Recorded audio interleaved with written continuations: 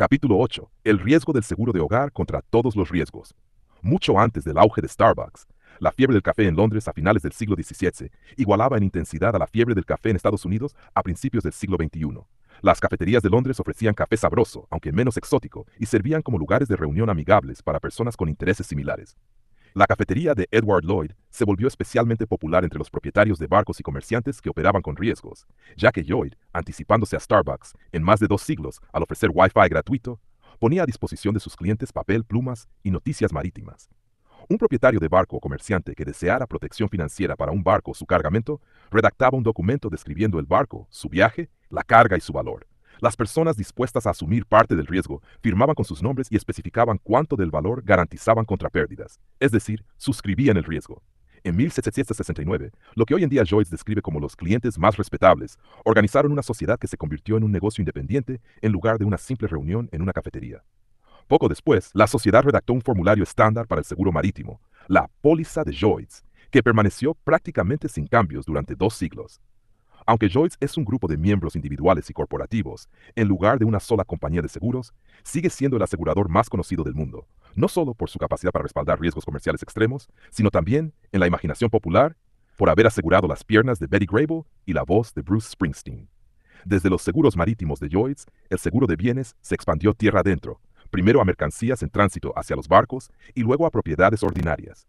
Surgieron nuevas compañías, como la Philadelphia Contribution Ship for the Insurance of Houses from Loss by Fire, la compañía de seguros más antigua existente en Estados Unidos, que como su nombre sugiere, protegía únicamente contra pérdidas por incendios. Con el tiempo, los riesgos cubiertos por una póliza se ampliaron, pero durante muchas décadas el seguro contra pérdidas de bienes era ofrecido por un tipo de compañía, y el seguro contra daños a terceros, conocido como seguro de responsabilidad civil, era ofrecido por otro tipo. No fue hasta finales de la década de 1940 que los reguladores estatales permitieron que una compañía ofreciera ambos tipos de pólizas, lo que dio lugar una década después al seguro de hogar moderno. Estas pólizas ahora cubren el riesgo de pérdida de la vivienda y su contenido, así como el riesgo de responsabilidad civil por daños a terceros causados dentro y fuera del hogar. Hoy en día, el 96% de los propietarios de viviendas tienen seguro, pagando un total de $55,000 millones en primas cada año. El costo promedio del seguro de hogar es de $84 al año, con mucha menos variación en el costo promedio entre los estados que en el seguro de auto. En promedio, entre 6 y 7 de cada 100 propietarios presentan reclamaciones de seguro cada año, siendo el incendio la principal causa, y el monto promedio pagado por una reclamación es de $767. Por cada dólar pagado a las compañías de seguros en primas de seguro de hogar, 0,56 cents se destinan a pérdidas por daños a la propiedad y por esas reclamaciones de responsabilidad civil. El seguro de hogar es complicado. La póliza más comúnmente adquirida por los propietarios, la HO3 producida por la Insurance Services Office, incluye 3 páginas de declaraciones, nombre del asegurado, ubicación de la propiedad, límites de la póliza y una lista de formularios y endosos que componen la póliza. 2 páginas de definiciones generales, sin contar las definiciones indicadas en otras secciones. 6 páginas que describen qué propiedades están cubiertas. 3 páginas que indican qué riesgos están cubiertos. 2 páginas que describen qué riesgos están excluidos, sin contar exclusiones indicadas en otras secciones. 3 páginas de condiciones sobre la cobertura de la propiedad. Y 7 páginas que describen la cobertura de responsabilidad civil, incluyendo más descripciones de riesgos, exclusiones y condiciones. Y eso es solo la póliza básica. Los anexos pueden incluir cobertura limitada para terremotos, compensación laboral para empleados domésticos, cobertura para tanques de petróleo y otras disposiciones especiales.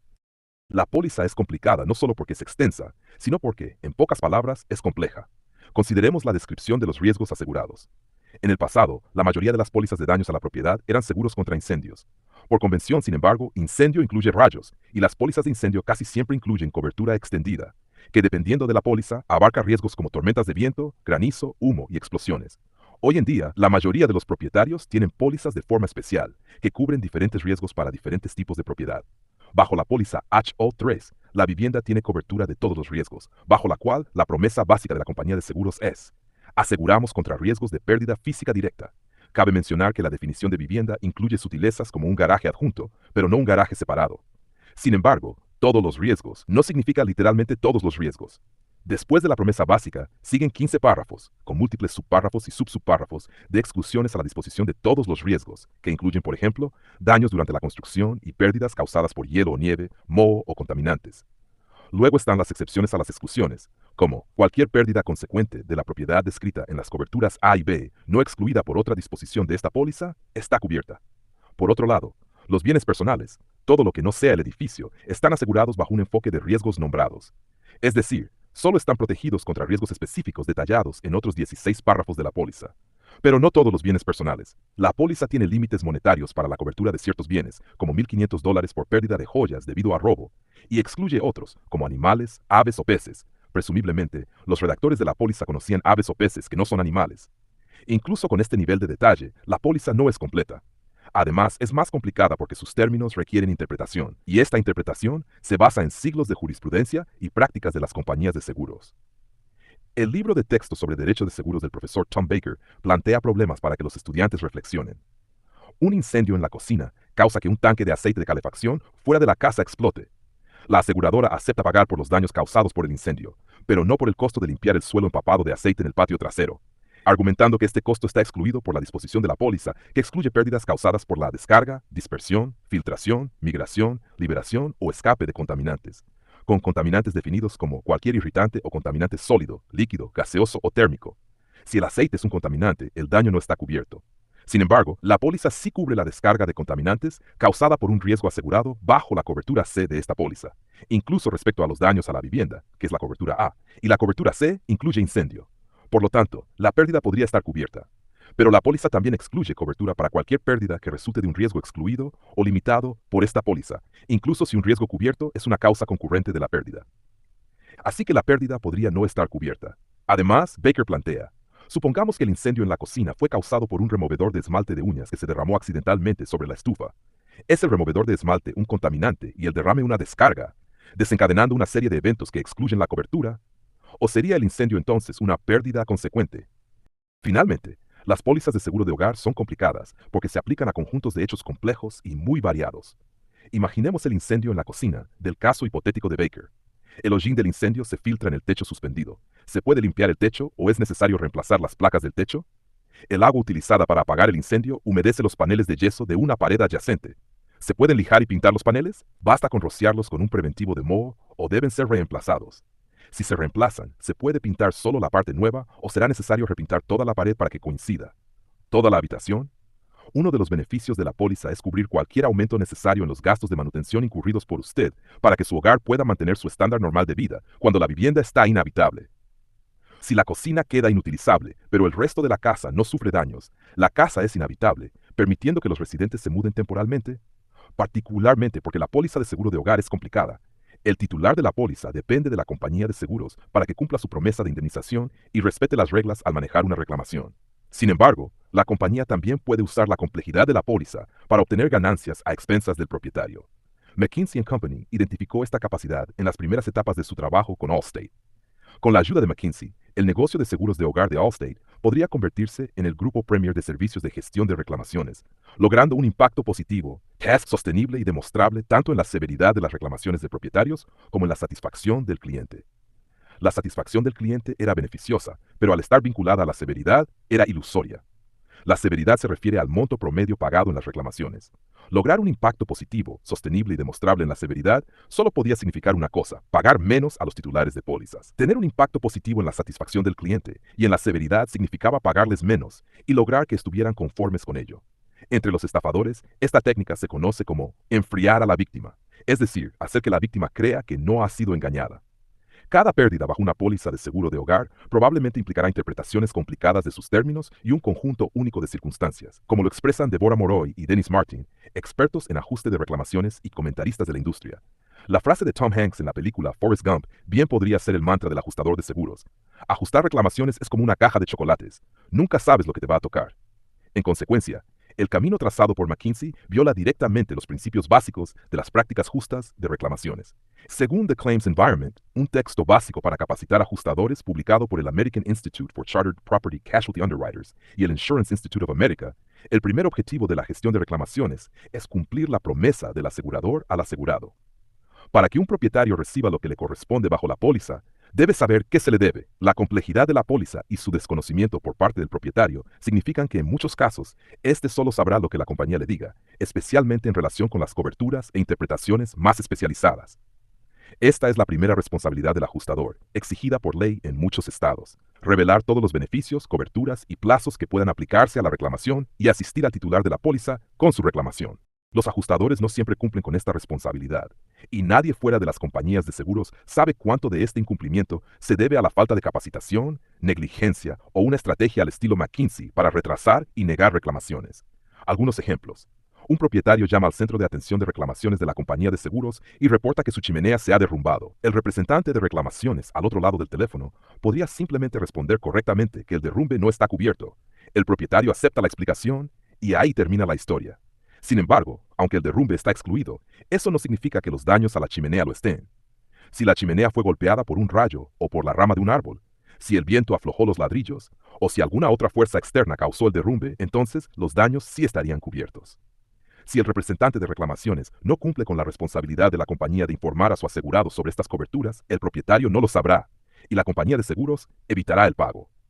Cuando una casa cerca de San Antonio sufrió daños por granizo que causaron daños por agua, un experto en manejo de reclamaciones descubrió que Farmers Insurance no informó al propietario sobre las disposiciones de la póliza que obligaban a Farmers a pagar los gastos adicionales de manutención y las reparaciones necesarias para proteger la casa contra daños adicionales. Una cláusula de gastos adicionales de manutención requiere que la compañía pague cualquier aumento necesario en los gastos de manutención incurridos por usted para que su hogar pueda mantener su estándar normal de vida. Algunos propietarios no se mudan mientras se realizan las reparaciones, exponiéndose al menos a inconvenientes y posiblemente a riesgos para la salud. Otros no tienen los medios para alquilar alojamientos completamente comparables y ven reducido su nivel de vida. La cláusula solo reembolsa los gastos realmente incurridos por el propietario, por lo que si no se le informa de su existencia, no recibe el beneficio que ha comprado y la compañía viola su promesa. Si una reclamación parece estar cubierta, el siguiente paso necesario en el manejo adecuado de reclamaciones es realizar una buena investigación. La investigación adecuada de la causa de la pérdida puede fallar por falta de atención, negligencia o algo peor. En un caso de California de 2007, por ejemplo, Mary Ann Jordan descubrió que una ventana se había desprendido de la pared de su sala de estar y que las tablas del piso en una esquina de la habitación estaban cediendo. Contrató a De La Cruz Wood Preservation Services para investigar y la conclusión de la empresa fue que el daño fue causado por un hongo. Los expertos contratados por Allstate, su compañía de seguros, estuvieron de acuerdo, por lo que Allstate negó la reclamación de Jordan, ya que su póliza excluía daños por podredumbre húmeda o seca. Cuando Jordan demandó, el tribunal concluyó que la interpretación de Allstate de que el hongo es una forma de podredumbre, aunque tal vez no correcta, era al menos razonable. Lo que no fue razonable, sin embargo, fue la falta de Allstate para investigar si Jordan tenía derecho a ser indemnizada bajo otra disposición de la póliza que pagaba por pérdidas en caso de derrumbe. De la Cruz y el propio experto de Allstate habían advertido que la casa estaba en peligro inminente de derrumbe y recomendaron inspecciones por parte de un ingeniero estructural. Jordan escribió a Allstate advirtiendo que el daño ahora se está extendiendo a un ritmo alarmante, y los ajustadores y el supervisor de reclamaciones de Allstate reconocieron la posibilidad de cobertura por derrumbe, pero nunca investigaron. En cambio, según alegó Jordan, la compañía dejó la evaluación completamente en manos de la ajustadora Tina Bulmer, quien no tenía credenciales ni experiencia en ingeniería estructural. A veces, la investigación parece ser deliberadamente insuficiente. Joan y Liana Nicolau notaron grietas en las paredes de su casa en Corpus Christi, Texas. Durante un periodo de 5 años, contrataron a un contratista de cimientos, un ingeniero civil y un ingeniero estructural para diagnosticar y corregir el problema.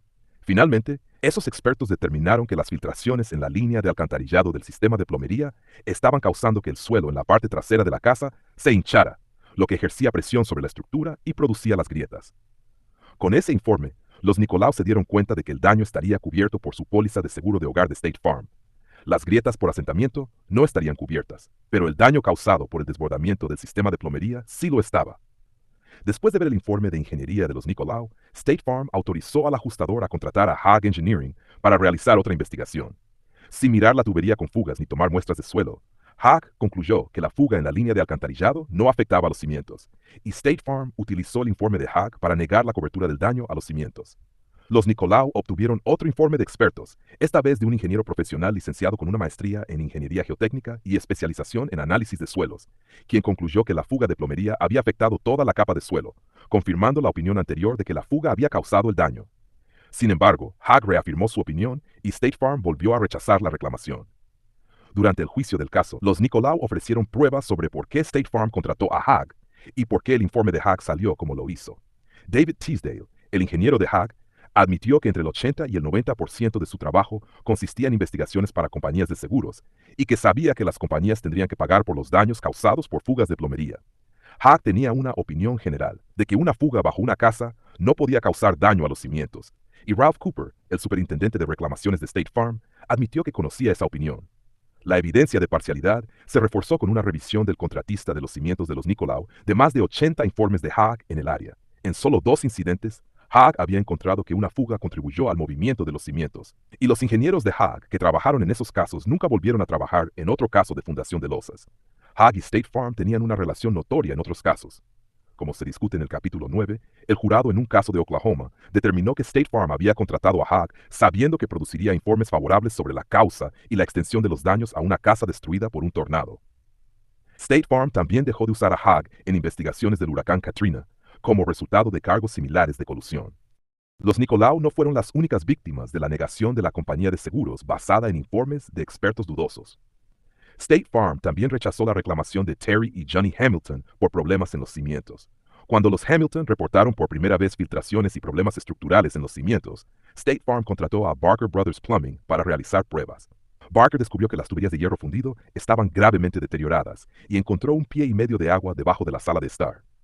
Luego, State Farm recurrió a una firma de ingeniería, George Perdue Associates, para determinar si la fuga había causado los problemas estructurales. Perdue concluyó que no, y State Farm no podría haberse sorprendido por la conclusión. Había contratado a Perdue 1,440 veces en los 4 años anteriores y le había pagado más de 3 millones, más de la mitad de los negocios de Perdue, y Perdue nunca había testificado en contra de State Farm. El abogado del asegurado William F. Merlin Jr. compara las posibilidades de los Hamilton con Perdue con las de un estadounidense tratando de obtener un juicio justo en Irán. Además de la obvia oportunidad de sesgo, el informe de Perdue no explicó el efecto del agua que encontró en las muestras de suelo, no mostró ninguna investigación sobre cuánta agua se había filtrado de la tubería rota debajo de la sala de estar y se basó en evidencia antigua sobre la humedad en el suelo, pero ignoró el efecto del agua de la tubería rota. Como resultado de la violación de la promesa de State Farm, Terry sufrió depresión y ansiedad. Después de haber recibido un trasplante de corazón, tenía el sistema inmunológico suprimido y le preocupaba que vivir en la casa fuera inseguro. Johnny expresó emociones comunes en aquellos que son defraudados por sus compañías de seguros. Me sentí violada, me sentí herida, me sentí traicionada. Ambos tuvieron que lidiar con el agujero de 2 pies en su sala de estar, que State Farm quería cubrir con tierra sin reparar la fuga. Un jurado determinó que State Farm violó la ley al no hacer una liquidación rápida y justa de la reclamación, y otorgó $72,800 por el costo de las reparaciones y una suma adicional por el sufrimiento emocional causado por la negativa de State Farm. Después de investigar la causa, el ajustador debe determinar la extensión de la pérdida y el costo de las reparaciones. Hay 2 pasos en la evaluación del valor de la pérdida. Primero, el ajustador evalúa el daño, determinando qué se ha dañado, en qué medida y qué debe hacerse para repararlo.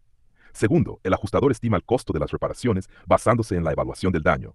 El resultado se llama una estimación por una razón. El texto básico de James Markham, Property Loss Adjusting, señala que la estimación no es una ciencia exacta y las diferencias legítimas son comunes. Pero no siempre lo que ocurre son diferencias legítimas. Property Loss Adjusting recomienda que, después de que un ajustador sea asignado a una reclamación, debe reunirse con el asegurado en la propiedad, ya sea el mismo día o dentro de los siguientes días. A menudo esto no ocurre, la evaluación se retrasa y se produce una valoración inexacta del daño. Ocurre una pérdida y el asegurado llama a su agente o al centro de llamadas de la compañía. La información se transmite al departamento de reclamaciones, luego a un ajustador individual, o tal vez fuera de la compañía a una firma de ajustes independiente y luego al ajustador de esa compañía.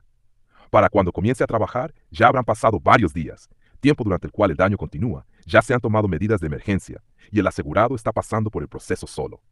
Los servicios de recuperación de desastres, que a menudo son los primeros en llegar después de un incendio o un informe de daño por agua, por ejemplo, indican que Reuters rara vez se presentan los fines de semana.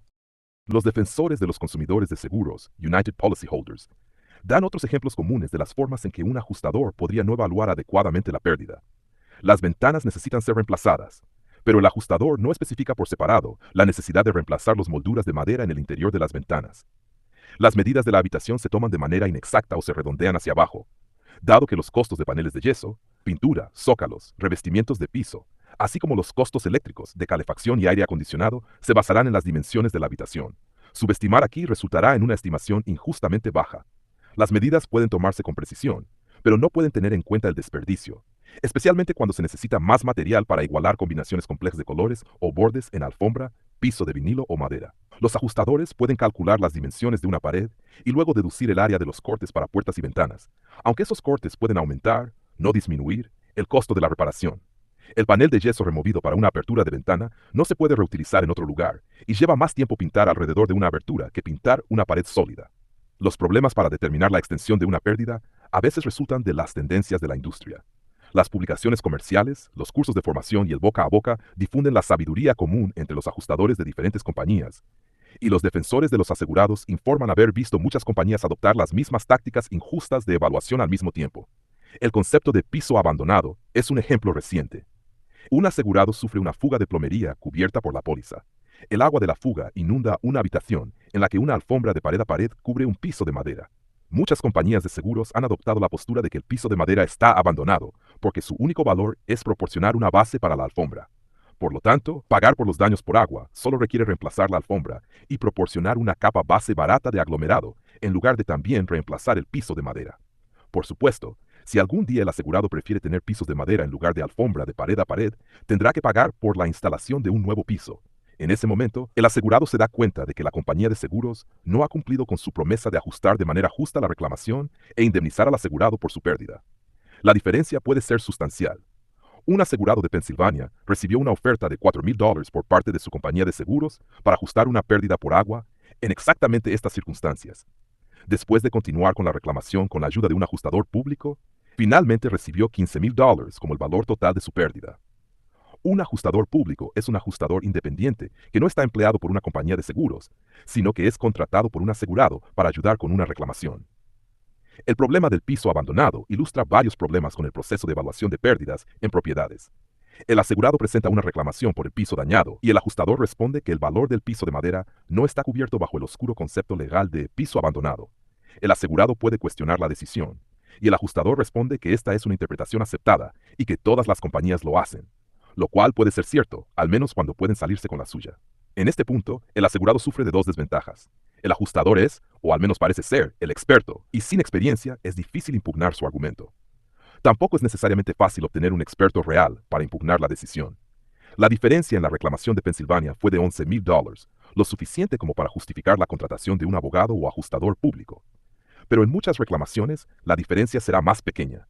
Si la diferencia es de unos pocos cientos o incluso unos pocos miles de dólares, no valdrá la pena contratar ayuda profesional, por lo que la determinación incorrecta de la pérdida por parte del ajustador no será impugnada. El asegurado no ha recibido lo que la compañía de seguros prometió, pero son solo unos pocos cientos o unos pocos miles de dólares. La compañía de seguros se ha beneficiado de esos relativamente pocos dólares, pero unos pocos dólares en muchas reclamaciones se suman a muchos dólares. Parte del problema al evaluar una pérdida es el grado y el alcance de la experiencia involucrada. Las casas son estructuras complejas y rastrear la causa y naturaleza de los daños puede ser aún más complejo. Los expertos que los Nicolauses contrataron pasaron 5 años averiguando qué estaba causando sus grietas.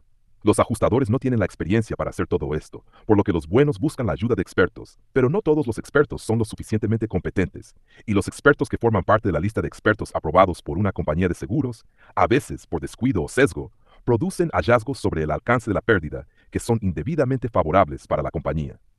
Una casa adosada en Filadelfia sufrió daños debido a una explosión en la línea de gas de la casa vecina, incluidos daños en la pared compartida por ambas viviendas. El ajustador de seguros reconoció adecuadamente los límites de su experiencia y trajo a un ingeniero para evaluar los daños en la pared.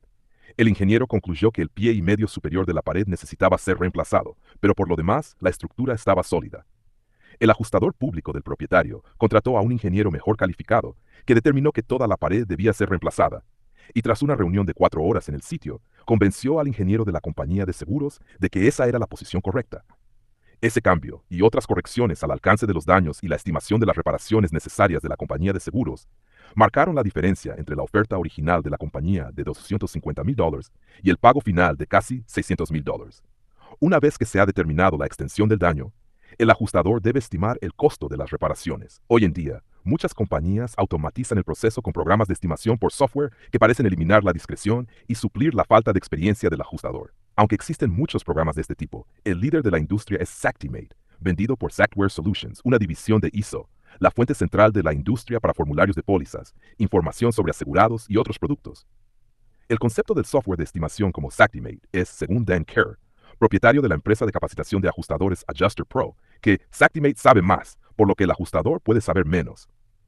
El ajustador descrito en el libro Property Loss Adjusting, que tiene un vasto conocimiento de los valores de propiedad, costos y métodos de reparación, y al menos un conocimiento básico de contabilidad y métodos y materiales de construcción, ha sido reemplazado por, como se dice sobre los ajustadores del huracán Katrina, un tipo con una escalera y una laptop. El ajustador toma el alcance del trabajo, como el reemplazo de una pared de 12 pies por 8 pies, hecha de paneles de yeso, y con una ventana de dimensiones específicas y dos tomas de corriente eléctricas. Lo teclea en Xactimate y el programa genera una estimación de costos para el trabajo, incluyendo los costos de materiales y mano de obra. Los costos provienen de una de las 467 bases de datos de precios regionales que cubren Estados Unidos y Canadá. Se actualiza mensualmente. Como señala Kerr, Xactimate elimina las conjeturas, y no es sorprendente que los días de las reclamaciones escritas a mano prácticamente hayan terminado. Los días de las reclamaciones escritas a mano pueden haber terminado, pero toda la conjetura, o más importante aún, el error, no han desaparecido del proceso. Xactimate es una herramienta y como cualquier otra herramienta, no es perfecta ni está a salvo de un uso indebido. Primero depende de un alcance preciso del trabajo y como con cualquier programa, basura entra, basura sale. Cualquier error en el alcance producirá una estimación inexacta, aunque sus categorías de artículos son vastas, no son infinitas. Como señala United Policyholders, Xactimate es un software genérico que está mejor adaptado para abordar viviendas estandarizadas. La casa adosada en Filadelfia, dañada por la explosión de la casa vecina, contenía trabajos en madera personalizados que necesitaban ser reemplazados por un carpintero especialmente experimentado, y el ajustador tiene dificultades para usar Xactimate para permitir ese gasto adicional. Los costos incorporados en la base de datos son, al igual que los resultados de cualquier encuesta, algo genéricos y pueden no tener en cuenta condiciones del mercado particulares o el trabajo de mayor calidad realizado por algunos contratistas. Estudios de Data Lab Inspection Services han demostrado que para casas de gama alta, el software de estimación produce tasas de error del 20% o más la mitad del tiempo. Por lo tanto, la estimación para reconstruir una casa de $800,000 estaría equivocada por $160,000. Y las cifras incorporadas en el software pueden ser desconocidas y difíciles de impugnar. El comisionado de seguros de California investigó el uso de Xactimate por parte de State Farm y concluyó que el programa especifica cantidades de depreciación en dólares, pero no documenta cómo se determinaron estas cifras, lo que resulta en ofertas de liquidación bajas y no respaldadas. Xactimate funciona en base a las decisiones tomadas por el ajustador, y dado que necesita cubrir muchas situaciones diferentes, el programa está diseñado para darle una amplia gama de opciones. Cada una de estas opciones afecta la estimación de reparación. Cuando se reemplaza el panel de yeso, el nuevo panel debe pintarse. El ajustador debe elegir la aplicación adecuada. Sellar primero, sellar y luego pintar. Pintar una capa o pintar dos capas, cada una de las cuales producirá una estimación de costos diferente. Si se necesita reemplazar una gran área de paneles de yeso, el ajustador puede o no decidir que se debe retirar el mobiliario y otros contenidos para permitir espacio de trabajo y proteger los contenidos. Ese costo puede contabilizarse como mano de obra y manipulación de contenidos, con el ajustador añadiendo una variable para el tiempo necesario o el tamaño de la habitación, como pequeña, mediana o grande. Considere las consecuencias de decisiones como estas en 3 trabajos comparables por daños por agua en edificios del área de Filadelfia. Todos involucraron a la misma compañía de seguros nacional, y 2 fueron estimados por el mismo ajustador. Primero hubo problemas con el alcance. En el primer trabajo, el ajustador vio la propiedad 3 días después de la pérdida, momento en el cual gran parte del trabajo de limpieza inicial ya se había realizado. Como resultado, estimó el costo de la limpieza en $6,000. Cuando la compañía que realizaba el trabajo tuvo trabajadores en el lugar durante 3 días y facturó un total de $15,000 por el tiempo de los trabajadores y los materiales utilizados. Tampoco su determinación del alcance tuvo en cuenta con precisión todo el trabajo que se debía realizar. Estimó que los daños de una habitación consistían en la necesidad de arrancar 200 pies cuadrados de panel de yeso mojado, meterlo en bolsas y retirarlo del lugar. No se incluyó en esa estimación ninguna evaluación de los detalles del trabajo. Si el contratista necesitaba llevar bolsas de desechos a cierta distancia para ser desechadas, eso tomaría más tiempo. Si necesitaban llevarlas a través de partes no dañadas de la propiedad, el piso necesitaría ser cubierto para evitar ensuciarlo o dañarlo, y ese costo debía ser contabilizado. Las decisiones del ajustador también controlaron el costo final de la estimación. En el primer trabajo, la tarifa estimada para un técnico fue de $39 por hora, a tiempo y medio por horas extras, sin estimación para un supervisor, mientras que el costo de la empresa de reparación fue de $57. En el segundo trabajo, el mismo ajustador ingresó una tarifa de $42 para un técnico y agregó $51 para un supervisor. En el tercer trabajo, un ajustador diferente de la misma compañía usó una tarifa de $29 por hora para un técnico y $41 para un supervisor. Lo que Xactimate produce es una estimación de los costos de reparación. Una estimación no es lo mismo que un precio. Muchos propietarios de viviendas han descubierto que los contratistas locales de buena reputación no están dispuestos a realizar las reparaciones por el precio de Xactimate. Un paso para evitar esta controversia es el uso de contratistas preferidos por las compañías de seguros. State Farm tiene su programa de servicios Premier, y Allstate y otras tienen programas similares. bajo los cuales un contratista elegido por la compañía de seguros hará la estimación y realizará el trabajo por el precio estimado, recibiendo el pago de la compañía de seguros y ofreciendo una garantía limitada sobre el trabajo. A menudo, estos programas operan a través de franquicias de servicios nacionales de limpieza y restauración. El hecho de que un contratista preferido haga un trabajo a un precio bajo que un constructor local establecido consideraría insuficiente, no significa que el trabajo sea de un estándar inferior, pero por supuesto, tampoco impide que ese resultado ocurra, incluso cuando la compañía de seguros y el propietario de la vivienda acuerdan una cantidad de pérdida y costo de reparación. El asegurado puede no obtener todo lo que esperaba de la promesa de indemnización de la compañía. Las pólizas de seguros para propietarios de viviendas no son lo que parecen. Otra forma en que las compañías de seguros reducen los pagos es reduciendo la cobertura. En lugar de denegar reclamaciones que están cubiertas por la póliza, cada vez más las compañías deniegan reclamaciones porque no están cubiertas por la póliza. Las denegaciones a menudo violan las expectativas razonables sobre la cobertura que tienen los propietarios de viviendas comunes, quienes están mal equipados y poco inclinados a realizar un examen minucioso de sus pólizas. Los propietarios de viviendas pueden comprar dos tipos de pólizas, una que paga el valor en efectivo real de la pérdida y otra que paga el costo de reemplazo. El valor en efectivo real es esencialmente el valor más bajo de una propiedad usada en comparación con una nueva. Los gabinetes de cocina que tienen 10 años valen menos que los gabinetes nuevos, por lo que su valor en efectivo real es inferior al costo de los gabinetes nuevos.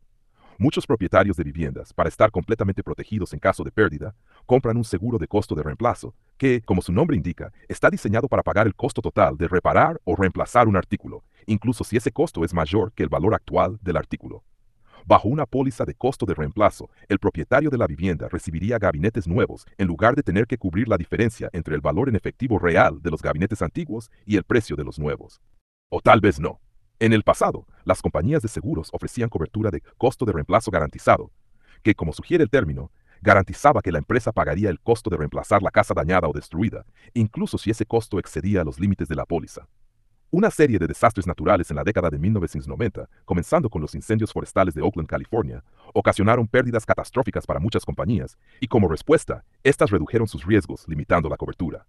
Como resultado, hoy en día el costo de reemplazo realmente no significa el costo de reemplazar, y como señala el excomisionado de seguros de Texas, J. Robert Hunter, esto coloca a las personas en una situación bastante frágil.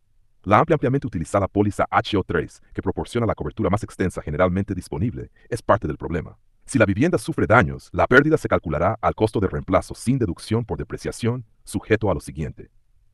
Lo que sigue elimina gran parte de lo que se otorga al principio. Primero, cualquier cosa que se parezca al costo de reemplazo solo está disponible si en el momento de la pérdida el monto del seguro en esta póliza sobre el edificio dañado es del 80% o más del costo de reemplazo total del edificio antes de la pérdida. Si reconstruir la casa cuesta $300,000, el propietario debe adquirir una póliza con un límite de al menos $240 o la cobertura de costo de reemplazo se convierte en cobertura de valor en efectivo real. La mayoría de los propietarios no conocen esta limitación ni tienen una buena idea de cuánto costaría reemplazar su casa. El valor de una casa lo determina el mercado inmobiliario. El costo de reemplazo de una casa lo establece el mercado de la construcción. Incluso si un propietario tiene una idea del valor de su casa, es poco probable que sepa cuánto cobraría un constructor por reconstruirla. Más de 2/3 de las viviendas en todo el país están aseguradas por debajo del costo de reemplazo, y los defensores de los consumidores de seguros de United Policyholders informan que el 75% de los propietarios de viviendas en California afectados por los incendios forestales de 2007 en los condados de San Bernardino y Riverside estaban infraasegurados por un promedio de $240,000. Parecería estar en el interés de las compañías de seguros asegurarse de que las casas estén aseguradas por su costo de reemplazo total, porque límites de póliza más altos generan primas más altas. No necesariamente. Las primas adicionales pueden no valer el riesgo adicional, especialmente si la competencia de precios entre las compañías mantiene las primas artificialmente bajas.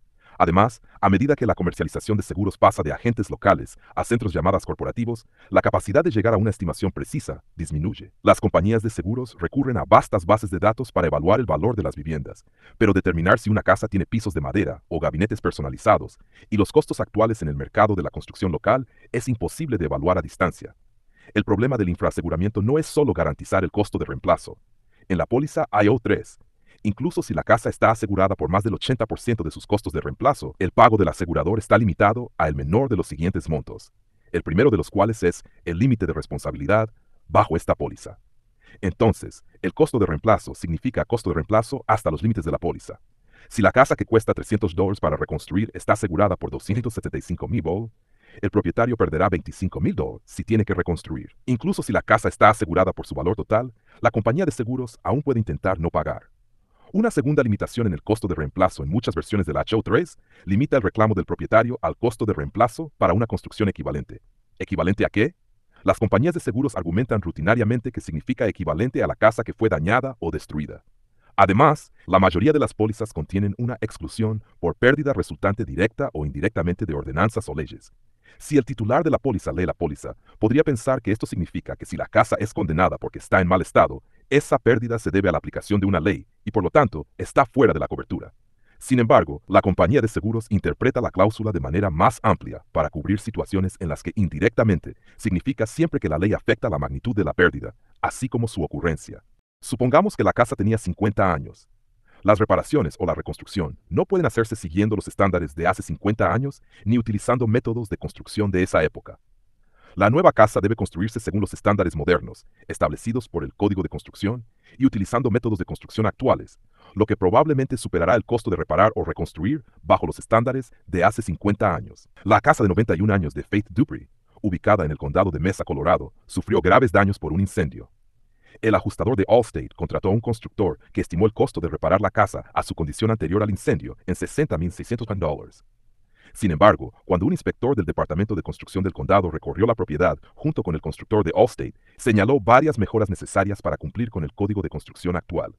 Estas incluían ampliar la escalera, proporcionar salidas de tamaño adecuado desde los dormitorios, reemplazar listones de madera de 1 pulgada por 4, 1 por 4, por listones de 2 pulgadas por 4, 2 por 4 en las paredes, y actualizar las partes quemadas del techo y el cableado eléctrico a los estándares modernos. Allstate argumentó que las mejoras requeridas por el código estaban excluidas de la póliza, ya sea porque hacían que el nuevo edificio no fuera sustancialmente equivalente al anterior o porque se trataba de una pérdida causada por la ley y no por el incendio.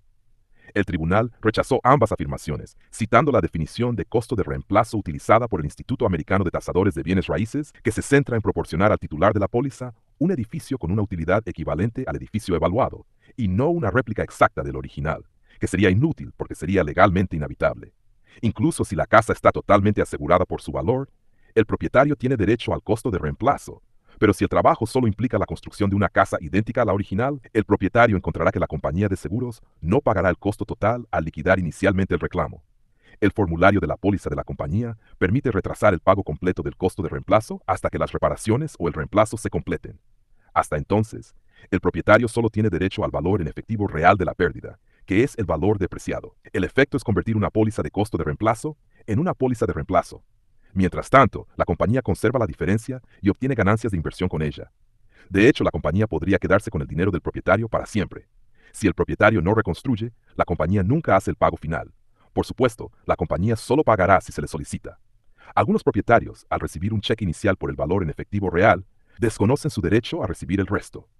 Otros pueden leer la póliza y encontrar una cláusula que indique que el pago adicional solo se hará por reparaciones completadas dentro de los 180 días. Si las reparaciones tardan más, pueden no entender que un tribunal se negará a hacer cumplir el límite de 180 días si hay buenas razones para no hacerlo. En cualquier caso, el propietario podría no reclamar la cantidad adicional, dejando a la compañía con una ganancia a costa del asegurado. No satisfechas con esta disposición en la póliza que les permite retener parte de lo adeudado, las compañías de seguros han intentado reducir aún más la cantidad que deben como valor en efectivo real mientras se completan las reparaciones.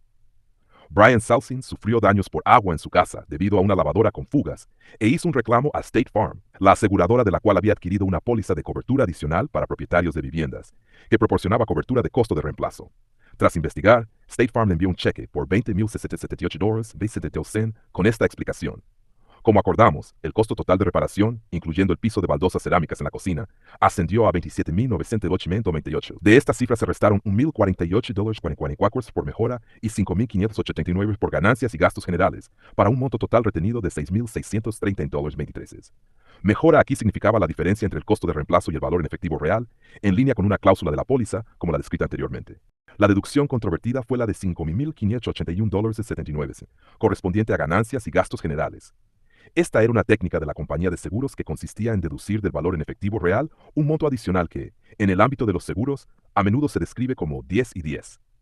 Si el trabajo lo realizaba un contratista general, éste incurriría en gastos generales adicionales a los costos de mano de obra, materiales y pagos a subcontratistas específicos para ese trabajo, como los gastos de operación de una oficina. Además, el contratista tendría derecho a obtener una ganancia razonable. Según la convención en el sector, las cifras habituales son un 10% de gastos generales y un 10% de ganancias.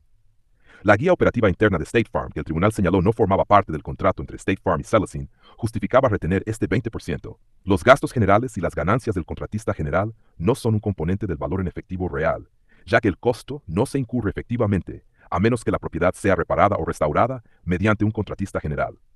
Por lo tanto, State Farm argumentó que tenía derecho no solo a retener la diferencia entre el costo de reemplazo y el valor en efectivo real, sino también un 20% adicional del valor de reemplazo. Retener esa diferencia, invertirla para generar ganancias mientras no se pagara. O si Salesi no realizaba las reparaciones, no usaba un contratista general o simplemente olvidaba reclamarla, conservarla para siempre. El Tribunal de Michigan rechazó el argumento de State Farm de que, debido a que Salesi no había incurrido en el costo de los gastos generales y las ganancias del contratista, esa cantidad aún no se le debía. Antes de las reparaciones, Salesi no había incurrido en ningún costo, incluidos los de mano de obra y materiales, pero aún tenía derecho al valor en efectivo real estimado de la pérdida. El tribunal se basó en un caso de Pensilvania, en el que State Farm había presentado los mismos argumentos y perdido. En ese caso, el tribunal descubrió que State Farm siempre deducía el 10 y 10. State Farm no era la única. Se informó que Farmers Insurance, entre otros, también practicaba esta política. El tribunal rechazó el argumento ilógico de State Farm de que no debería pagar algunos costos que aún no se habían incurrido y subrayó un punto importante sobre la promesa de la compañía. El tema es lo que State Farm acordó pagar a sus asegurados antes de la reparación o reemplazo real. Acordó pagar el valor en efectivo real, que significa el costo de reparación o reemplazo menos la depreciación. Allstate intentó una variación de esta táctica en un caso en Arizona, donde su programa de contratistas preferidos falló. Cuando la casa de Jules Trichler sufrió daños por la lluvia, contactó a Allstate, su aseguradora, que envió a Better Way Services para realizar reparaciones de emergencia. Como Better Way era un proveedor de calidad de Allstate, el asegurador y Trichler acordaron que Better Way completaría las reparaciones y sería pagado directamente por Allstate. Sin embargo, Trichler se mostró insatisfecho con el trabajo de Better Way. Ordenó a la compañía que abandonara el proyecto, se quejó con Allstate y les informó que terminaría el trabajo él mismo. Cuando lo hizo, presentó un reclamo a Allstate por $36,377, el costo del trabajo además de lo que la compañía ya había pagado, incluidos $7,967 por gastos generales y ganancias del contratista general. Allstate se negó a pagar los gastos generales y las ganancias, repitiendo los argumentos que State Farm había utilizado en los casos anteriores y añadiendo uno nuevo. Como Trichler actuó como su propio contratista general, no había incurrido realmente en estos costos, por lo que no tenía derecho a ellos. El tribunal no estuvo de acuerdo. El pago del valor en efectivo real incluía el 10 y 10, incluso si Trichler había hecho el trabajo él mismo en lugar de incurrir en el gasto en efectivo. State Farm y Allstate no han sido las únicas en retener pagos por gastos generales y ganancias. Nationwide Insurance resolvió una demanda colectiva en 2009 que incluyó pagos adicionales a propietarios de viviendas que presentaron reclamos durante un periodo de 13 años. Sin admitir que había hecho algo mal, Nationwide acordó pagar un 20% más por gastos generales y ganancias del contratista general a los propietarios cuyas reparaciones estimadas involucraran 3 o más oficios, como electricistas e instaladores de paneles de yeso, incluso si las reparaciones no se llevaron a cabo. Cualquier violación aislada de las prácticas estándar en la gestión de reclamaciones, ya sea al no investigar adecuadamente, evaluar incorrectamente los daños o basarse en términos oscuros de la póliza, es suficientemente grave. Sin embargo, a veces estas fallas se combinan en una amalgama de retrasos, negativas y defensas simultáneas. Thomas Anderson, un propietario asegurado por Allstate, enfrentó este problema al presentar un reclamo por daños causados por agua en su casa. Los vecinos descubrieron agua corriendo por el costado de la casa de Anderson y llamaron a la compañía de agua local para que cortara el suministro. Cuando Anderson descubrió los daños, los reportó a Allstate. La aseguradora envió a su contratista de servicios de emergencia, Service Master, a la vivienda. Este retiró alfombras y aplicó una sustancia antimicrobiana para eliminar el moho de los pisos y paredes. También sospechó la presencia de asbesto en las paredes y techos. Sospecha que fue confirmada por una empresa de gestión ambiental que recomendó retirar todos los materiales blandos como residuos peligrosos y descontaminar los materiales duros. Glenn Plumley, ajustador de Allstate, inspeccionó la casa y documentó que una tubería en el ático se había roto, empapando alfombras, gabinetes, paredes y techos. Notó que había pocos muebles en la casa, aunque le explicaron que esto se debía a que el hijo de Anderson estaba renovando la vivienda.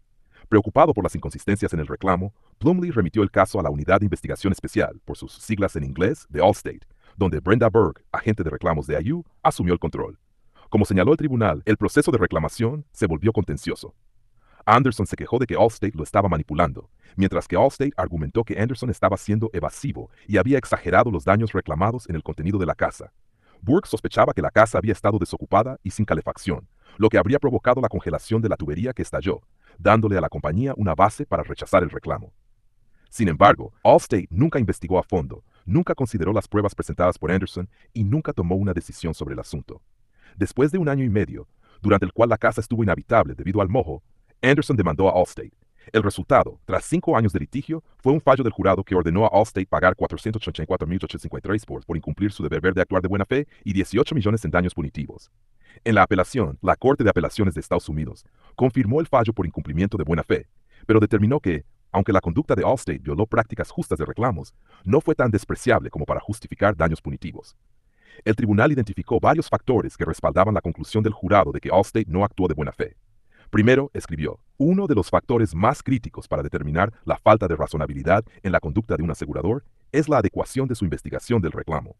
En este caso, Allstate falló particularmente en su obligación de actuar de manera justa y razonable, sin priorizar su propio interés financiero sobre el de su asegurado. El patrón de investigación de Allstate sobre el reclamo de Anderson sugiere que buscaba razones para negar el reclamo en lugar de encontrar cobertura. En segundo lugar, Allstate adoptó lo que el tribunal describió como una posición inflexible, al no decidir sobre el reclamo y no considerar las pruebas de Anderson. Por ejemplo, se negó sistemáticamente a aprobar la sustitución de paneles de yeso hundidos y con moho. Incluso amenazó con llevar el asunto del panel de yeso a un proceso de tasación, en el cual la compañía y el asegurado eligen cada uno un tasador, y los dos tasadores seleccionan a un tercero neutral para determinar la extensión de las pérdidas. La tasación no es económica. Anderson tendría que pagar alrededor de $1,000 por una tasación simple, y el costo de una más formal podría irse a las nubes, según el propio experto de Allstate. Sin embargo, la amenaza fue particularmente ofensiva aquí, porque la tasación no resolvería el problema. La tasación determinaría el valor de la pérdida y el costo de las reparaciones, pero Allstate aún no había admitido que el panel de yeso estaba cubierto por la póliza. En tercer lugar, Allstate estaba al tanto de los peligros del moho, pero no tomó medidas adecuadas para remediar la situación ni proteger a Anderson. La compañía propuso rociar una solución antimohosa sobre los paneles de yeso afectados y luego sellarlos, pero en la industria se sabía que ese tratamiento era inadecuado. De hecho, durante el proceso de reclamación, Plumlee sugirió rociar lejía sobre el moho, un método que incluso él admitió durante el juicio que sería ineficaz. Como resumió el tribunal, si Allstate hubiera intentado resolver el problema de la cobertura en lugar de dejarlo colgando sobre Anderson, habría investigado y tomado decisiones sobre si la casa estaba desocupada y si Anderson había dejado de mantenerla calefaccionada. En particular, con respecto a la calefacción, Allstate no hizo nada, es decir, excepto retrasar, negar y defender. Capítulo 9. El huracán Katrina y otras catástrofes del seguro. Las compañías de seguros manejan cientos de miles de reclamaciones cada año, generalmente debido a un flujo constante de accidentes automovilísticos, incendios en viviendas y otros eventos que pueden ser catastróficos para quienes los sufren, pero que, individual y colectivamente, son rutinarios para las compañías. Sin embargo, de vez en cuando ocurren verdaderas catástrofes, eventos generalmente de origen natural, que generan un gran número de reclamaciones simultáneamente. La Oficina de Servicios de Seguros, ISO, por sus siglas en inglés, define una catástrofe como un evento que causa pérdidas aseguradas de propiedad de 25 millones o más y afecta a un número significativo de asegurados y compañías de seguros. Según esta definición, incluso una tormenta invernal que afecte a unos pocos estados del noreste o un viento fuerte en Texas califica como catástrofe. En la última década, no ha habido un solo año con menos de 20 catástrofes. Las grandes catástrofes son exponencialmente más devastadoras.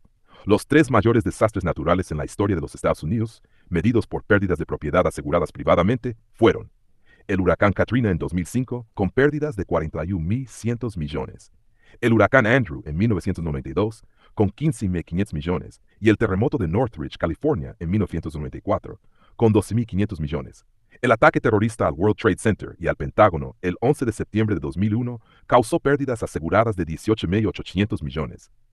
Una catástrofe afecta a muchas personas al mismo tiempo, y la magnitud de las pérdidas para individuos y regiones genera tensiones, acusaciones y contrademandas, y esfuerzos masivos para distribuir las pérdidas y asignar responsabilidades. Las demandas posteriores al huracán Katrina ascendieron a miles, y no solo por reclamaciones individuales. Otros litigios incluyeron acciones colectivas en nombre de decenas de miles de asegurados, una demanda antimonopolio del fiscal general de Mississippi, otra acción colectiva liderada por el fiscal general de Mississippi, que resultó en un acuerdo con State Farm y, posteriormente, en otra demanda por incumplimiento de dicho acuerdo. Una demanda presentada por el fiscal general de Luisiana en nombre de los residentes.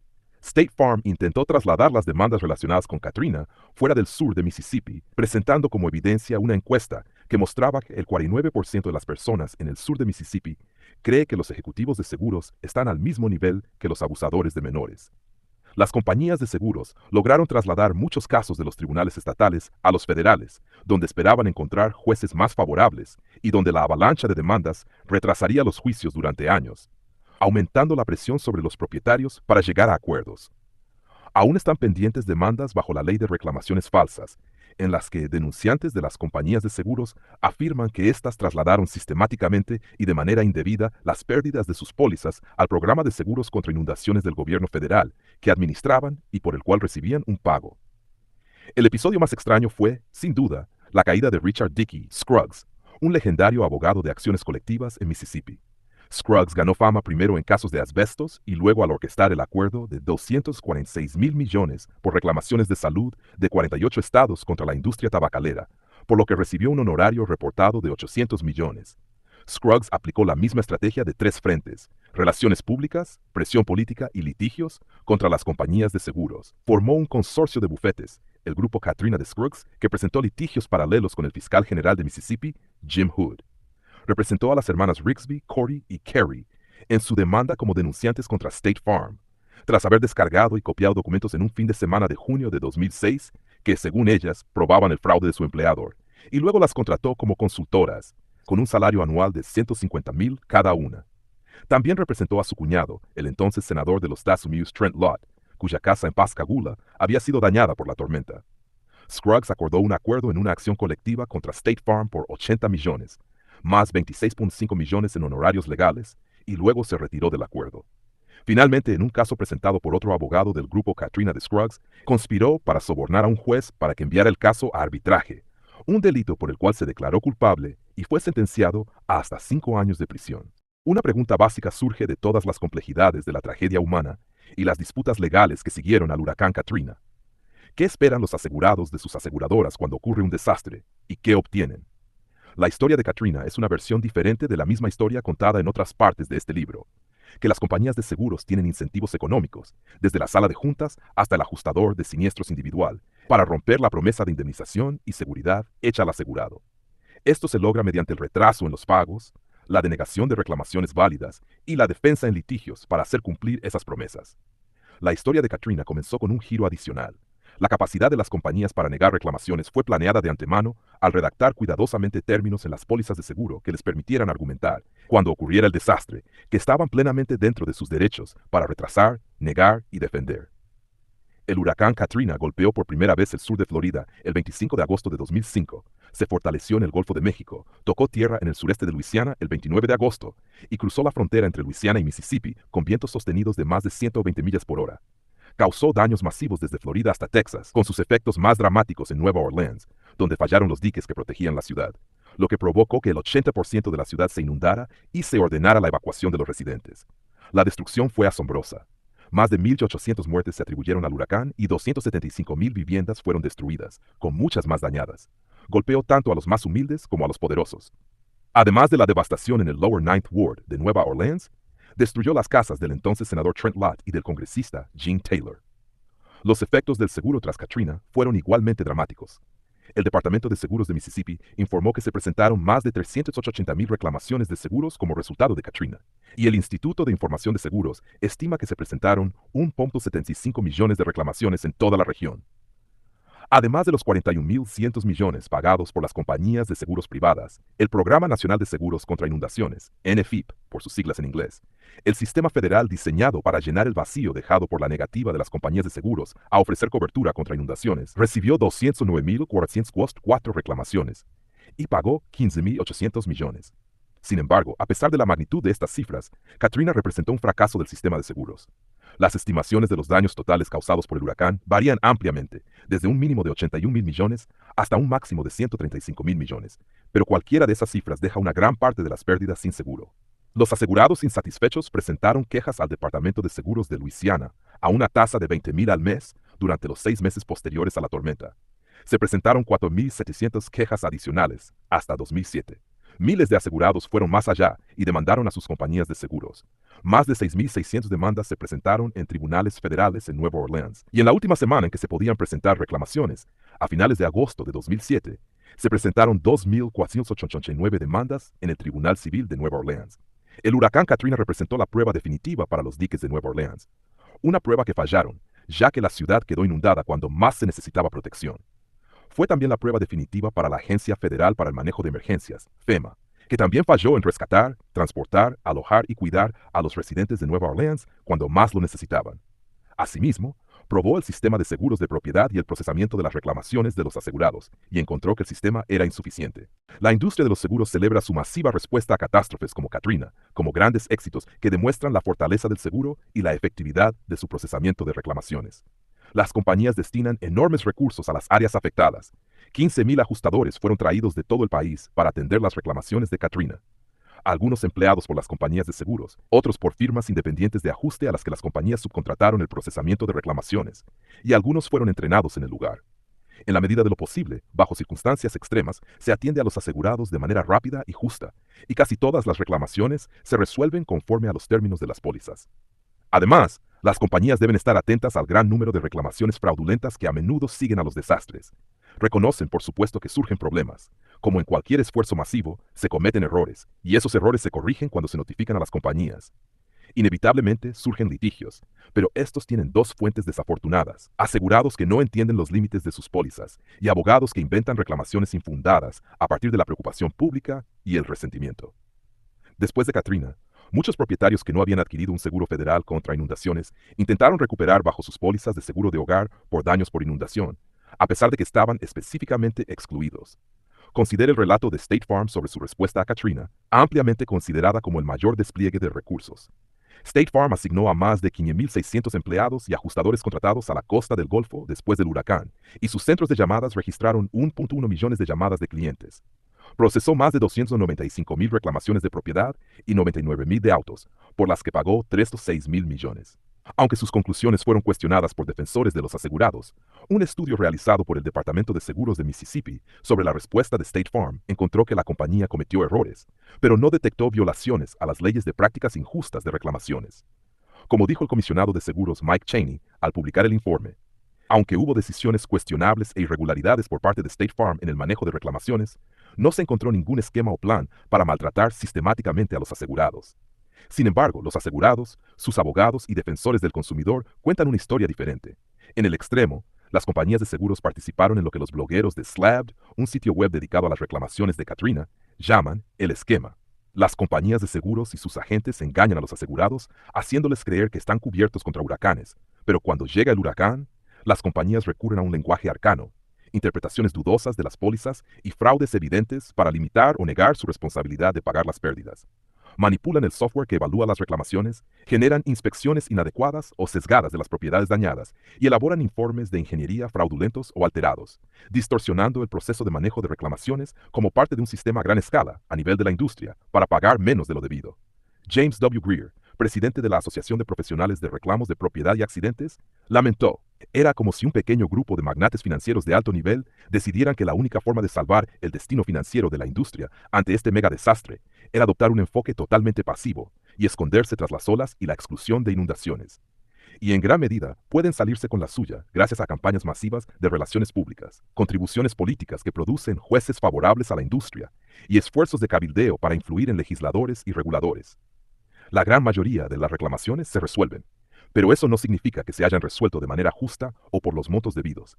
Las compañías de seguros tienen una autoridad inherente a la que sus asegurados suelen someterse, de modo que la abrumadora proporción de los reclamantes aceptan lo que ofrece la compañía, sea o no una oferta baja, y aunque algunos se quejan, no necesariamente presentan demandas. En particular, después de un evento traumático como Katrina, los asegurados están en gran necesidad, tanto financiera como emocional, y son aún más propensos a aceptar el pago de una compañía de seguros e intentar reconstruir sus vidas. También pueden estar en juego prejuicios ordinarios. Después del huracán Andrew en Florida, los asegurados hispanos tenían entre un 50% y un 60% menos probabilidades de recibir un pago rápido de sus compañías en comparación con otros propietarios, probablemente porque los prejuicios de los ajustadores los llevaron a considerarlos difíciles de comunicar o poco confiables. A nivel institucional, esta historia es un ejemplo de lo que J. Robert Hunter, excomisionado de seguros de Texas y administrador federal de seguros, llama privatizar las ganancias, socializar el riesgo. Para maximizar las ganancias, las compañías de seguros asumen cada vez menos riesgos, trasladando algunos al erario público, a través de programas como el Programa Nacional de Seguros contra Inundaciones y los fondos estatales para catástrofes, y otros a los propietarios de viviendas, quienes encuentran menos cobertura disponible. Como resultado, los gobiernos federales y estatales cubren una gran parte de las pérdidas ocasionadas por Katrina. La mayoría de las pérdidas recaen en los propios propietarios, y las ganancias de las compañías de seguros aumentan. En 2005, el año del huracán Katrina, las compañías de seguros de bienes y accidentes acumularon ganancias récord de 48.8 mil millones, superadas al año siguiente cuando las ganancias aumentaron a 68.1 mil millones. Para entender estas narrativas conflictivas, comencemos con un propietario típico de la costa del Golfo en 2005. Como es común en Estados Unidos, la póliza de seguro de este propietario probablemente sería una póliza de todo riesgo, lo que sugiere al propietario que cubre la propiedad asegurada contra daños causados por todos los riesgos, incluidos incendios, caída de árboles y rayos. Las pólizas de todo riesgo son diferentes de las pólizas de riesgos nombrados, que cubren la propiedad con tipos específicos de daño, riesgos nombrados en la póliza. La póliza también probablemente incluiría un deducible por huracán. Normalmente, un deducible se expresa como una cantidad fija de pérdida, 100, 500 o 1000 son típicos, que el asegurado debe cubrir antes de que la compañía de seguros pague algo. Un deducible por huracán establece una cantidad especial de deducible, generalmente mayor que el deducible general, y expresada como un porcentaje del valor asegurado. Un propietario con un deducible del 5% y una póliza de $100,000 tendría que pagar los primeros $5,000 de pérdida. El propietario también podría haber conocido el seguro federal contra inundaciones, pero, dependiendo de la ubicación de la propiedad, es poco probable que lo hubiera comprado. Solo alrededor del 30% de los propietarios afectados por Katrina tenían seguro contra inundaciones, o bien el propietario podría no haber conocido el programa federal, o como sucedió con frecuencia, podría haber sido aconsejado por su agente de seguros que no lo necesitaba.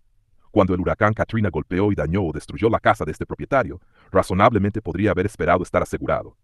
Estaba cubierto contra todos los riesgos, incluyendo presumiblemente los daños por huracán, por encima del monto del deducible por huracán. Pero no tan rápido. En el negocio de los seguros, todo riesgo no significa todos los riesgos. La existencia de un deducible por huracán no significa que los daños causados por un huracán por encima del monto del deducible estén cubiertos, e incluso si el daño es causado por un riesgo cubierto por la póliza, puede que no esté cubierto. Bajo una póliza de todo riesgo, una compañía de seguros no cubre daños de cualquier fuente. En su suscripción, la compañía determina que ciertos tipos de riesgos son demasiado grandes para ser cubiertos bajo la prima estándar, o tal vez para ser cubiertos en absoluto, por lo que los excluye de la cobertura mediante disposiciones especiales. Una póliza estándar, la AO3 de la ISO, la póliza de propietarios más utilizada, tiene 9 clases de exclusiones generales, que incluyen daños causados por movimientos de tierra, fallos de energía, guerra y peligros nucleares, y 3 exclusiones adicionales aplicables a los daños a la estructura misma, incluyendo pérdidas causadas por congelación de sistemas de plomería, asentamiento, smog, aves, alimañas, roedores o insectos, y unas 10 exclusiones finales aplicables a los daños a bienes personales. Puede parecer extraño tener una póliza llamada todo riesgo, que excluye varias docenas de tipos de riesgos, y particularmente en desacuerdo con la expectativa del asegurado de que la cobertura de todo riesgo significa todos los riesgos. Pero los tribunales han respaldado esta práctica de las compañías de seguros, con una limitación. Lo que la compañía de seguros otorga solo puede retirarlo si lo hace de manera específica e inequívoca en la póliza. Esto es una aplicación del antiguo principio de interpretación conocido en latín jurídico como contra proferentem, que implica interpretar un documento en contra de quien lo redacta. Dado que quien redacta un documento está en la mejor posición para escribirlo de manera clara, debe sufrir las consecuencias si no es claro. Por lo tanto, todo riesgo incluye todos los riesgos, excepto en la medida en que ciertos riesgos hayan sido específicamente excluidos. Las compañías de seguros y sus abogados son expertos en redactar un lenguaje detallado para las pólizas y en gran medida excluyen los riesgos a su conveniencia. Las inundaciones son una de las exclusiones tempranas y ahora casi universales. Hasta mediados de la década de 1920, las compañías de seguros ofrecían ampliamente cobertura contra inundaciones, pero la inundación del río Mississippi de 1927, que afectó partes de 10 estados, y las inundaciones desde New Hampshire hasta California al año siguiente, llevaron a que las compañías dejaran de ofrecer cobertura para daños por inundaciones. Estas calamidades enseñaron el problema particular de los riesgos correlacionados, o riesgos que causan pérdidas a un gran número de asegurados al mismo tiempo, y las compañías de seguros se esfuerzan enormemente por reducir o evitar esos riesgos. Hoy en día, una póliza típica para propietarios de viviendas incluirá una exclusión amplia para inundaciones. No cubrimos pérdidas resultantes directa o indirectamente de daños por agua, incluyendo a. Inundación, agua superficial, olas, oleaje, agua de marea, desbordamiento de un cuerpo de agua o rocío de cualquiera de estos, ya sea como resultado de precipitaciones o impulsado por el viento.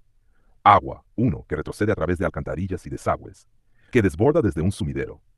O C, agua debajo de la superficie del suelo, incluyendo agua, que ejerce presión o se filtra a través de un edificio, entrada, camino, acera, pavimento, cimiento, spa, jacuzzi, piscina u otra estructura. 2. Que causa movimiento de tierra.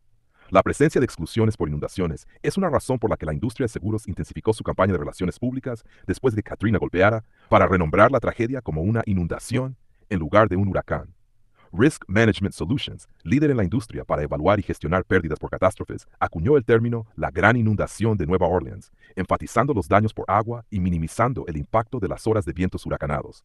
La frase fue rápidamente adoptada por los medios de comunicación, al menos hasta que Business Week expuso la estrategia. Por lo tanto, un propietario cuya casa fue dañada o destruida por el huracán Katrina enfrentaría la afirmación de la compañía de seguros de que la póliza excluye específicamente la cobertura por daños por agua, ya sea causada por lluvias torrenciales, la marejada ciclónica impulsada por el viento o el diluvio provocado por el fallo de los diques en Nueva Orleans. Si la póliza tenía un deducible por huracán, los montos por encima del deducible aún no están cubiertos si caen dentro del lenguaje extremadamente amplio de la exclusión por inundaciones. Este es solo el comienzo del camino para el asegurado. Según el New Oxford American Dictionary, un huracán es una tormenta con vientos violentos. Los daños por viento, obviamente, no están excluidos como los daños por agua, ni están excluidos en otras partes de una póliza de todo riesgo. Aunque en áreas propensas a daños por viento, particularmente a lo largo de las costas o en las llanuras centrales, las compañías de seguros han reducido cada vez más sus riesgos, excluyendo los daños causados por el viento. Algunos de los daños causados por el huracán Katrina fueron provocados por agua, incluyendo lluvias, marejadas ciclónicas e inundaciones, y esos daños están excluidos. Algunos daños fueron causados por el viento, y esos daños están cubiertos. ¿Qué ocurre cuando el daño es causado por múltiples fuentes, como una casa dañada tanto por vientos fuertes como por inundaciones? Los tribunales generalmente resuelven este dilema empleando una doctrina conocida como causa eficiente y próxima. En un caso en el que más de un evento contribuye al daño, por ejemplo, daños por viento cubiertos y daños por agua excluidos, la tarea del tribunal es determinar la causa predominante de la pérdida. La causa eficiente y próxima no es una indagación fáctica sobre la causa del daño, sino un juicio legal que considera cuestiones de política y equidad para asignar la causa del daño. Antes de Katrina, la doctrina estaba bien establecida en los estados del Golfo, como declaró la Corte Suprema de Mississippi. Si la causa designada por la póliza es la causa dominante y eficiente de la pérdida, el derecho del asegurado a recuperar no se verá afectado por el hecho de que hubo causas contribuyentes. La causa eficiente y próxima, aunque bien establecida en muchos estados, no es una doctrina que las compañías de seguros encuentren atractiva. El propósito de redactar exclusiones detalladas en las pólizas es limitar la responsabilidad de las compañías en caso de pérdida. La causa eficiente y próxima, como una doctrina flexible que permite al tribunal determinar a cuál de varias causas fácticas asignar la responsabilidad, genera el temor de que las compañías no obtendrán el beneficio de su meticulosa redacción de exclusiones. Después de que se hizo evidente su potencial para ampliar la cobertura, las compañías de seguros volvieron al desafío redactando nuevas disposiciones en las pólizas. A principios de la década de 1980, las compañías y su representante ISO promulgaban una disposición para tratar el problema, conocida como la cláusula de causalidad no concurrente, o, como la llamó el representante Janet Taylor, una cláusula de fraude concurrente. Aquí hay una versión que estuvo en juego en uno de los casos principales de Katrina. No aseguramos bajo ninguna cobertura por cualquier pérdida que no habría ocurrido en ausencia de uno o más de los siguientes eventos excluidos. No aseguramos por tal pérdida, independientemente de A. La causa del evento excluido, o B. Otras causas de la pérdida, o C. Si otras causas actuaron concurrentemente o en cualquier secuencia con el evento excluido para producir la pérdida, o D. Si el evento ocurre repentinamente o gradualmente, involucra daños aislados o generalizados, surge de fuerzas naturales o externas, o ocurre como resultado de cualquier combinación de estos, perjuicios excluidos, incluyendo daños por agua. Así, la póliza de todo riesgo otorga una amplia cobertura, las exclusiones retiran parte de esa cobertura y la causalidad no concurrente retira gran parte de lo que queda. La póliza cubre la casa para todos los riesgos, excepto los daños por agua y otros pocos daños más. Aún cubre los daños causados por viento. Sin embargo, bajo la cláusula de causalidad no concurrente, no cubre los daños causados por viento si esos daños no habrían ocurrido en ausencia de los daños por agua, independientemente de cómo las causas interactúan para producir la pérdida. Después de Katrina, el efecto de la cláusula de causalidad no concurrente fue objeto de mucha litigación. ¿Podría una compañía de seguros quitar con una mano lo que dio con la otra y luego quitar un poco más? En varios casos, el juez Eddie Center Jr. del Tribunal Federal de Mississippi, quien fue el juez de juicio en gran parte de la litigación de Katrina, dictaminó que la cláusula de causalidad concurrente era ambigua y por lo tanto inaplicable. El Tribunal de Apelaciones de los Estados Unidos para el Quinto Circuito no estuvo de acuerdo y anuló el enfoque de Center, concluyendo que la cláusula excluye inequívocamente la cobertura por daños por agua, incluso si otro peligro contribuyó concurrentemente o en cualquier secuencia para causar la pérdida. Además, el Tribunal de Apelaciones encontró un error más fundamental en el análisis del juez Center. El defecto fatal en la razón del Tribunal de Distrito es su falta de reconocimiento de las tres categorías discretas de daño en cuestión en esta litigación. 1. Daño causado exclusivamente por viento. 2. Daño causado exclusivamente por agua. Y 3. Daño causado por viento, concurrentemente o en cualquier secuencia con agua. La única especie de daño cubierta bajo la póliza es el daño causado exclusivamente por viento. Pero si el viento y agua acabaron sinérgicamente el mismo daño, tal daño que excluido. Lo que el quinto circuito vio como el defecto fatal en el razonamiento del juez Center fue un elemento mal entendido del problema y muy disputado cuando se comprendió. Según el análisis del tribunal, el asegurado común debería saber que los daños por agua estaban excluidos, suponiendo que hubiera leído la póliza y suponiendo que no fuera engañada por la presencia del deducible por huracán que no extendía la cobertura a los daños por huracán. Podría haber creído que la póliza cubría los daños por viento. Era una póliza de todo riesgo que no enumeraba el viento entre los peligros excluidos. Sin embargo, según la interpretación del tribunal de la cláusula de causalidad no concurrente, gran parte de los daños causados por viento durante un huracán no estarían cubiertos, porque los daños por viento ocurrirían concurrentemente o en cualquier secuencia con los daños por agua. En cualquier caso, incluso los jueces del quinto circuito reconocieron que los daños causados exclusivamente por viento estaban cubiertos. Cubiertos, es decir, si se podía establecer qué daño fue causado por viento y cuál por agua. Claramente, el viento causó daños extensos en muchas casas en muchos lugares. Antes de que llegara la marejada ciclónica, las áreas costeras soportaron vientos superiores a 100 millas por hora durante varias horas. En una audiencia del Comité de la Cámara de Representantes de Estados Unidos sobre la respuesta de la industria de seguros a Katrina, el fiscal general de Mississippi, Jim Hood, testificó: mi casa en Jackson, Mississippi, en la capital, está a unos 180 millas al norte de la costa, y se volaron las tejas de mi techo. Las personas en la costa fueron golpeadas por vientos de 140 millas por hora. Sabes que les voló las tejas de las casas, al menos, cuando hizo lo mismo a 180 millas al norte, con vientos de 100 millas por hora. Pero, ¿cómo determinar qué daño fue causado por viento, no por agua o por viento y agua juntos, cada uno de los cuales quedaría excluido? A menudo no había testigos del daño, ya que muchos residentes habían seguido el consejo del gobierno y evacuado. O bien no habría evidencia alguna, o la cadena de eventos tendría que reconstruirse a partir de los datos meteorológicos o evidencia de daños en los vecindarios cercanos. Aún más problemáticos eran los casos de losas, casos en los que no quedaba nada de un edificio excepto la losa de concreto que había servido como cimiento. Los casos de losas fueron los más disputados, incluso dieron su nombre al blog llamado Slabbed, que expresa la frustración de los residentes del Golfo, definiendo slabbed como derrumbado, tirado o simplemente caído. Los casos de losas fueron numerosos. State Farm aseguraba 9,000 viviendas afectadas por las mareas de tormenta en Mississippi, de las cuales 1,200 no tenían nada más que losas.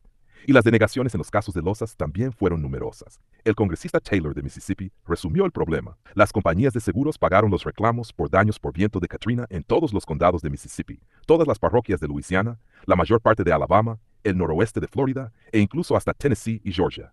Sin embargo, en la costa del Golfo de Mississippi, donde los vientos fueron más fuertes, miles de propietarios quedaron con pérdidas no cubiertas porque estas compañías rechazaron sus reclamos por daños por viento.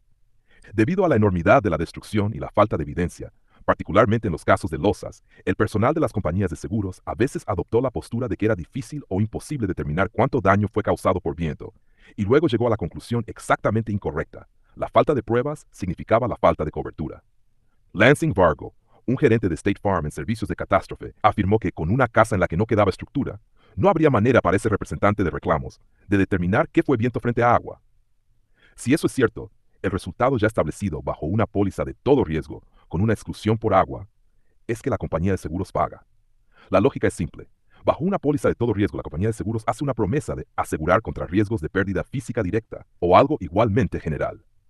La exclusión por inundación y las cláusulas de causalidad no concurrente son excepciones a esta promesa general. Una vez que el propietario demuestra que ha habido una pérdida física directa, la carga se traslada a la compañía de seguros para intentar demostrar que la pérdida provino de una causa excluida, como una inundación, o de la concurrencia de una causa incluida y una excluida. Si la compañía no puede cumplir con esa carga, la pérdida se cuece. Una semana después de Katrina, el comisionado de seguros de Mississippi, George Dale, emitió un boletín recordando a las compañías de seguros esta regla.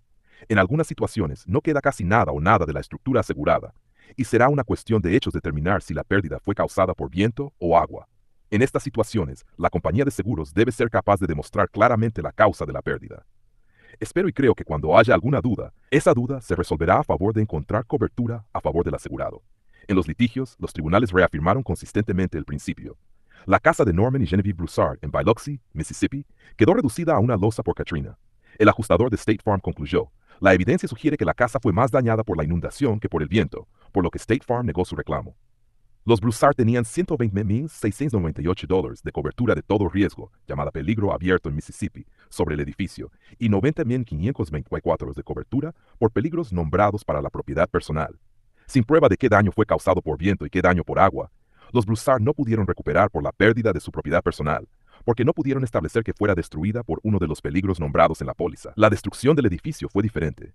Una vez que los Broussard establecieron que su casa había sido destruida por un huracán, State Farm difícilmente podría negarlo. Cumplieron con su carga de probar que habían sufrido una pérdida directa accidental. Luego, State Farm tenía la carga de probar que la pérdida caía dentro de la exclusión de la póliza para daños por agua, y si no podía, tenía que pagar. La ley era clara, pero litigios como el de los Broussard eran necesarios, porque las compañías de seguros adoptaban posiciones diferentes y a menudo inconsistentes sobre la cuestión de la prueba. La interpretación más controvertida fue el protocolo viento-agua de State Farm. Stephen Hinkle, un veterano de 30 años en State Farm y uno de sus expertos en mala fe, había trabajado en la respuesta de State Farm al terremoto de Northridge en 1994 y trabajaba en su región sureste cuando llegó Katrina.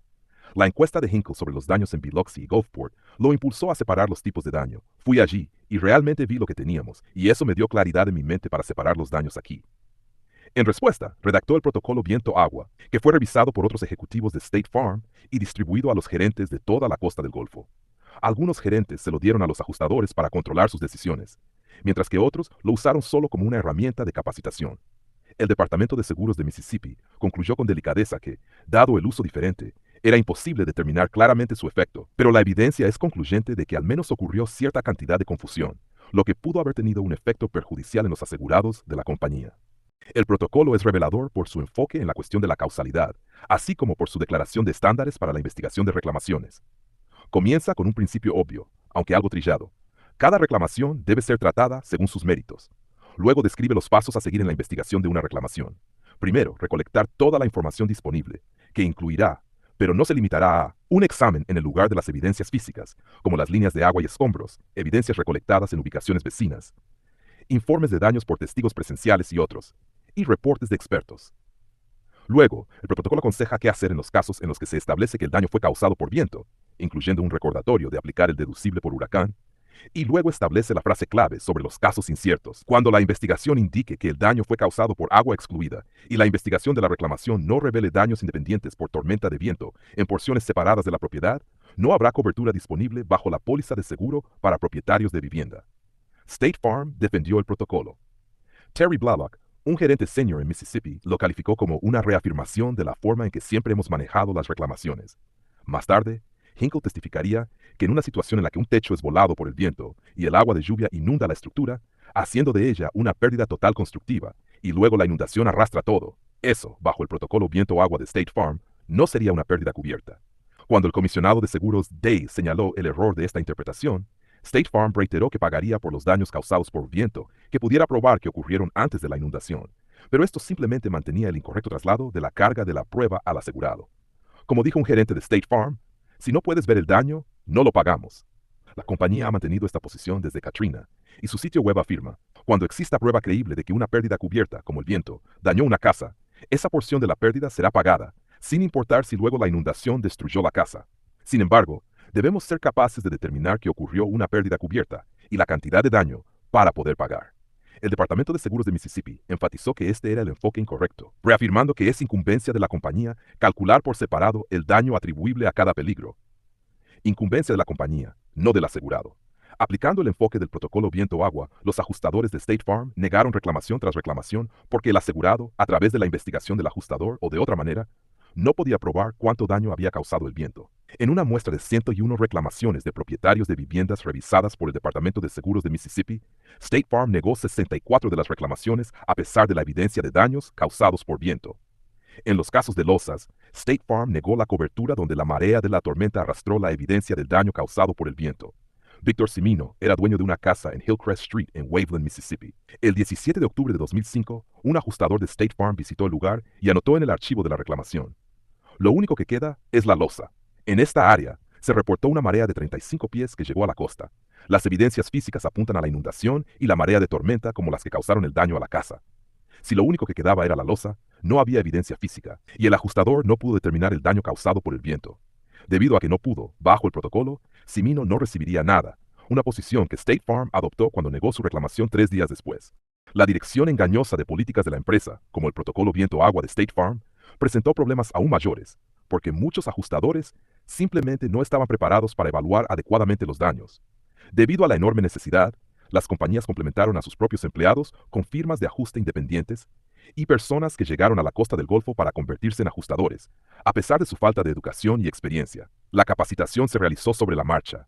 Algunos ajustadores recibieron 2 días de capacitación en lugares tan inusuales como un Burger King, y luego se les entregó una computadora portátil y una escalera, la primera cargada con software para evaluar daños y estimar reclamaciones, y la segunda representando sus limitados medios para realizar investigaciones exhaustivas. Las reclamaciones de los propietarios serían investigadas por un solo ajustador, las reclamaciones comerciales por equipos de ajustadores, pero la mala capacitación hizo que el tamaño del equipo fuera irrelevante. Como señaló el abogado de un asegurado, más estúpido, no equivale a inteligente. Un ajustador de State Farm había sido piloto de remolcador sin experiencia previa en ajustes de seguros antes del curso de una semana, que supuestamente lo preparó para investigar las reclamaciones de Katrina. No es de extrañar que haya negado una reclamación de los residentes de un lado de un dúplex debido a la exclusión por inundación en su seguro de arrendamiento, aunque otro ajustador de State Farm había aprobado una reclamación basada en daños por viento para los propietarios del dúplex bajo su seguro de propietario de vivienda. Sin embargo, incluso en los casos de losas, era posible intentar determinar la extensión de la pérdida por viento y agua, y la dirección del protocolo a los ajustadores para realizar una investigación no era más que una reafirmación del requisito legal y el estándar de la industria de una investigación completa y justa de cada reclamación individual. Un medio para la investigación era el uso de expertos, ingenieros u otros que pudieran evaluar signos de daño en una estructura, escombros, condiciones meteorológicas y otros factores que arrojarían luz sobre la naturaleza y el momento del daño. Como casi todo lo demás en el proceso de reclamaciones de Katrina, esto también se convirtió en algo controvertido. Una controversia concierne al número de casos en los que se usaron expertos, suficientes o demasiado pocos. State Farm usó expertos en 1,100 de las 84,600 reclamaciones por daños a la propiedad que procesó en Mississippi. Stephen Hinckley afirmó que hubo un momento en el que sentimos que la necesidad de contratar más informes de ingeniería no estaba allí. Y el gerente de State Farm, Lansing Vargo, estuvo de acuerdo. En el momento de nuestra inspección en el lugar, no encontramos daño físico directo por viento en la estructura, la proximidad de la casa al agua, los escombros en los árboles, el estado general del vecindario, ya que todas las casas alrededor de esta casa fueron destruidas. Me sentí cómodo manteniendo la negativa de cobertura con base en esos hechos. Otro empleado de State Farm describió la práctica de manera más general. Había más información disponible en Internet. Los periódicos, nuestros datos meteorológicos llegaban, nuestra inspección física de las ubicaciones y viendo el daño físico real en toda la costa del Golfo, cada vez más de ese tipo de información llegaba para que pudiéramos determinar más fácilmente qué había causado el daño en ciertas casas en ciertas ubicaciones. Cuando los ajustadores querían utilizar expertos en ingeniería, la solicitud típicamente tenía que ser aprobada a nivel de gestión. Por propia admisión de State Farm, terminó pagando reclamaciones en el 60% de los casos en los que utilizó ingenieros expertos, por un total de $26.5 millones.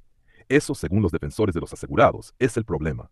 Al no usar expertos en muchos casos, las compañías no realizaron la investigación completa que debían a sus asegurados. Caso tras caso, cuando los abogados de los asegurados trajeron expertos, estos demostraron daños que los ajustadores de la compañía de seguros habían pasado por alto. Una escuela privada de Nueva Orleans inicialmente recibió una oferta de varios cientos de miles de dólares y estuvo tentada a aceptarla para poner en funcionamiento la escuela lo antes posible.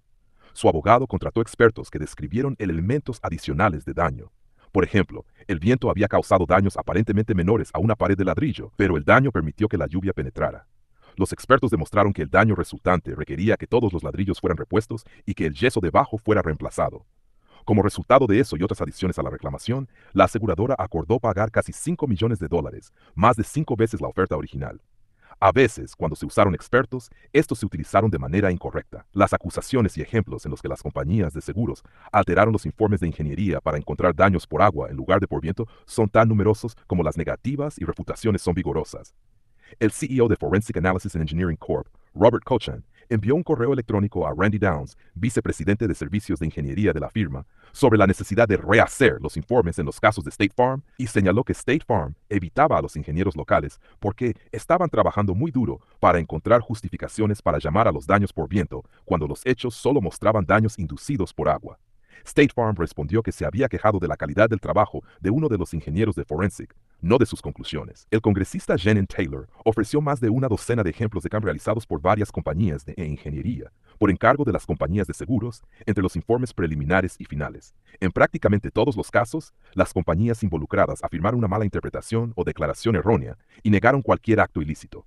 Un ejemplo típico: en una reclamación del propietario de una vivienda, Smith, la evaluación de daños en el lugar, realizada por el ingeniero James Overstreet de Rimkus Consulting Group, concluyó que la casa fue destruida por la combinación de ráfagas de viento, tornados y la tormenta impulsada por viento. Overstreet también reportó relatos de testigos presenciales y árboles rotos y arrancados para apoyar la posibilidad de un tornado. Después de la revisión por parte del personal de Rimkus que nunca visitó el sitio, el informe fue modificado para concluir que la tormenta asociada con el huracán Katrina destruyó la porción de la residencia por encima de la losa de fundación de concreto. El nombre de Overstreet fue firmado en el informe revisado sin su conocimiento. Una considerable credibilidad fue otorgada a las reclamaciones de los asegurados, por lo que resultó ser una desafortunada coincidencia para State Farm.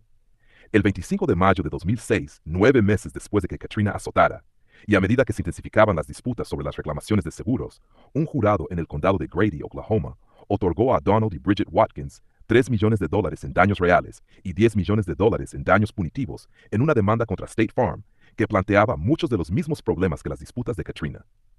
La casa de los Watkins fue dañada en uno de una serie de tornados que azotaron Oklahoma el 3 de mayo de 1999, matando a 36 personas y causando $1.000 millones en daños. Fueron una de las 70 familias que demandaron a State Farm en una demanda colectiva por negar indebidamente sus reclamaciones, y el jurado encontró por pruebas claras y convincentes un estándar más alto que la carga normal de la prueba legal, que State Farm incumplió intencionalmente su deber de tratar de manera justa a sus asegurados. Una acusación central era que State Farm había contratado a una firma de ingeniería, Haag Engineering, sabiendo que la firma produciría informes favorables a la aseguradora sobre la causa y el alcance de los daños, dando a State Farm una excusa para negar o reducir los pagos.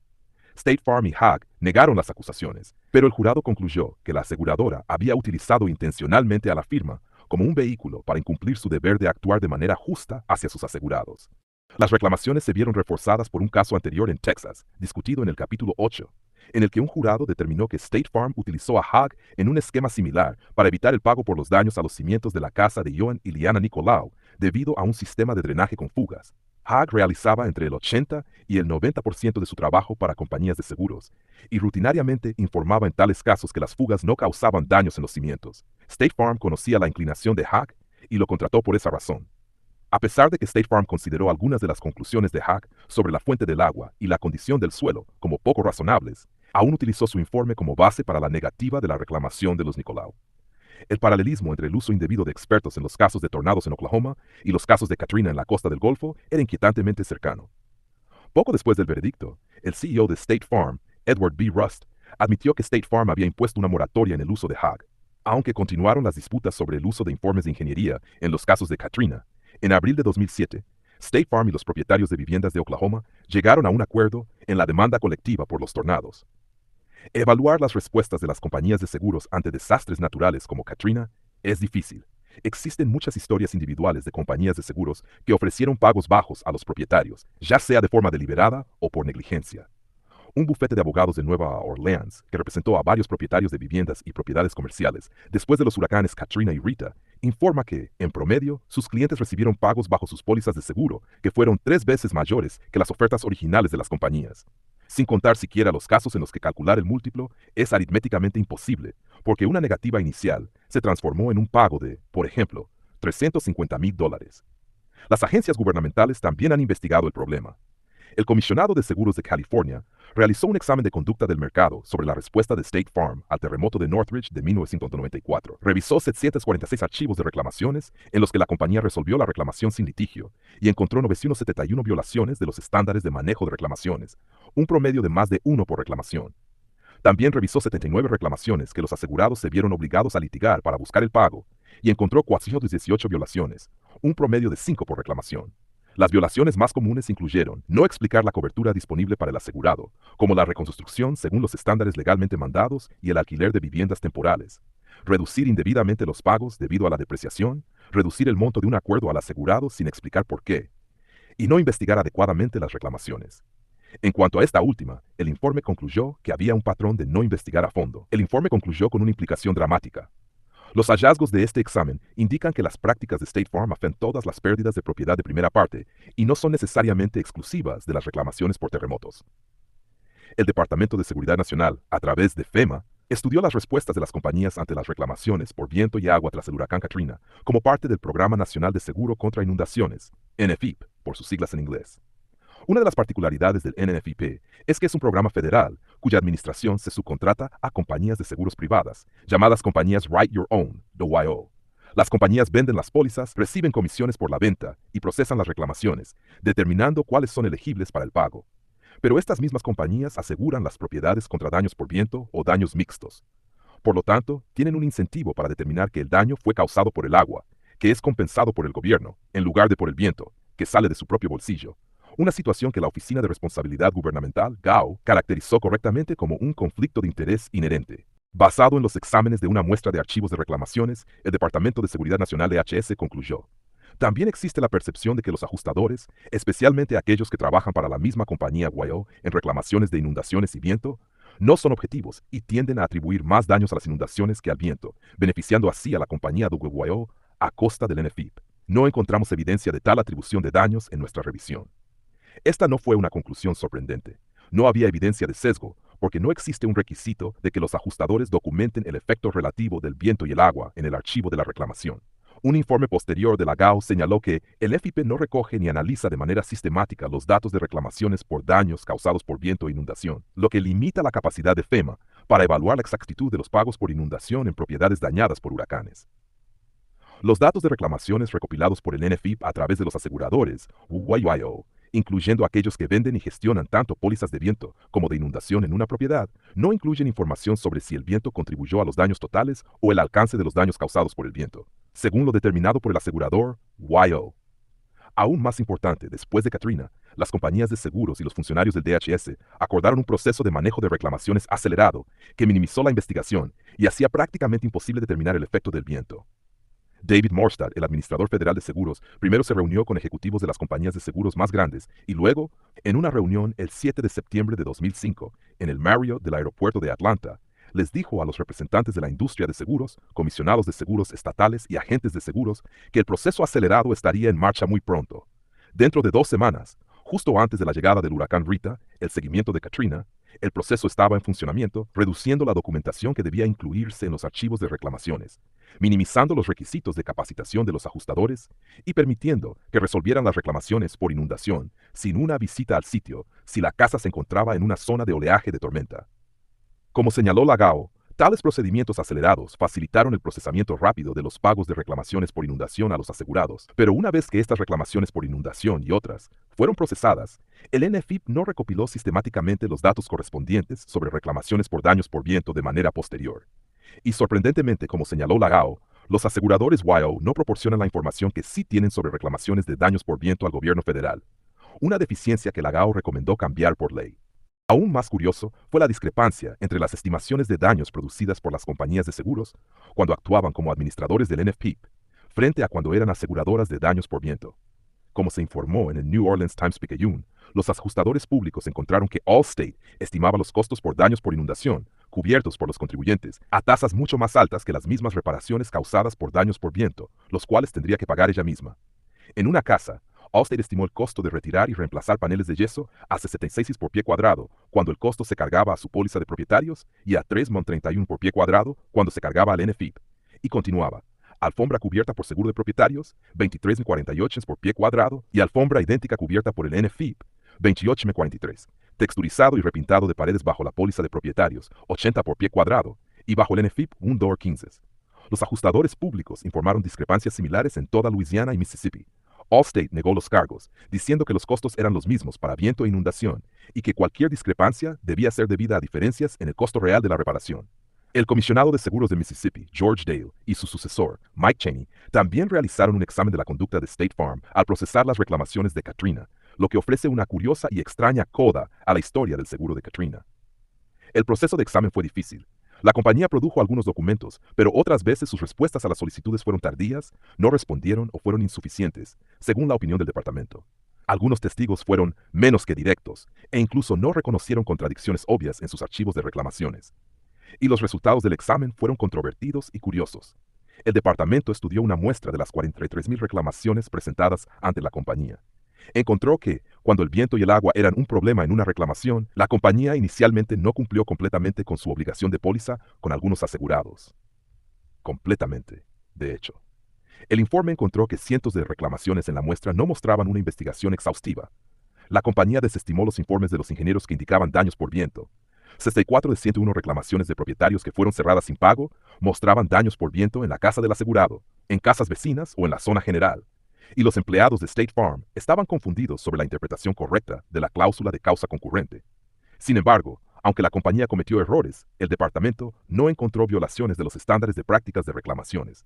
El abogado de juicios de Gulfport, Joe Sam Owens, resumió la opinión de muchos defensores de los asegurados.